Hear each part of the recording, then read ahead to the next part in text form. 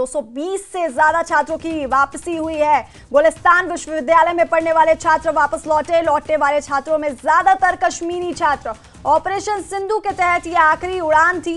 Iran में फंसे ज्यादातर छात्र सुरक्षित लौटे हैं। तो बड़ी खबर आपको बता रहे हैं, ईरान से देर रात 220 से ज्यादा छात्रों की वतन वापसी हुई। गुलिस्तान विश्वविद्यालय में पढ़ने वाले छात्र वापस भारत लौटे।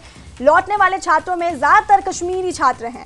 ऑपरेशन सिंधु के तहत ये आखिरी उड़ान थी। ईरान में फंसे ज्यादातर छात्र सुरक्षित लौटे हैं। जिस तरह के हालात ईरान और इजराइल जंग के दौरान बने थे, उसके बाद भारतीय सरकार ने ऑपरेशन सिंधु चलाकर अपने लोगों को वहां से इवैक्यूएट निकालने की कोशिश की और ये आखिरी जो उड़ान थी उस ऑपरेशन सिंधु के तहत, इसके तहत 220 से ज्यादा छात्रों की वापसी हुई। गुलिस्तान विश्वविद्यालय में पढ़ने वाले छात्र देर रात वापस लौटे और लौटने वाले छात्रों में ज्यादातर कश्मीरी छात्र हैं। ईरान में फंसे ज्यादातर छात्र सुरक्षित लौटे हैं। तो बड़ी खबर आपको बता रहे हैं, ये तस्वीरें देख रहे हैं आप, हाथों में तिरंगा लिए एयरपोर्ट पर ये छात्र। और इसी खबर पर हमारे सहयोगी खुर्रम हमारे साथ फोन लाइन पर हैं। खुर्रम, तो ये आखिरी उड़ान थी, छात्र 220 से ज्यादा छात्रों की वापसी हुई है, क्या कुछ उनका कहना था, क्या कुछ उनका रिएक्शन था? देखिए, ऑपरेशन सिंधु के तहत जो भी छात्र ईरान में फंसे हुए हैं और अब इजराइल से भी, क्योंकि एविक्शन की कार्रवाई जो है वो शुरू हो चुकी है, तो 220 छात्र की जो उड़ान थी वो रात 1 बजे के करीब लैंड हुई है और वो सभी आकर काफी खुश थे।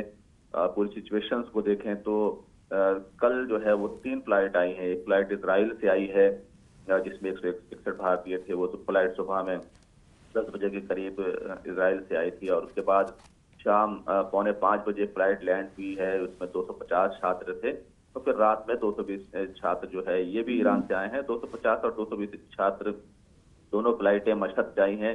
मशहद जो ईरान में है और ईरान ने अपना एयर स्पेस बंद किया हुआ है, लेकिन इसके बावजूद इंडिया के लिए उसने इस ऑपरेशन के लिए वहां पर एयर स्पेस को खोला और सीधे तौर पर कई सारी फ्लाइट जो है वो अब तक आ चुकी हैं।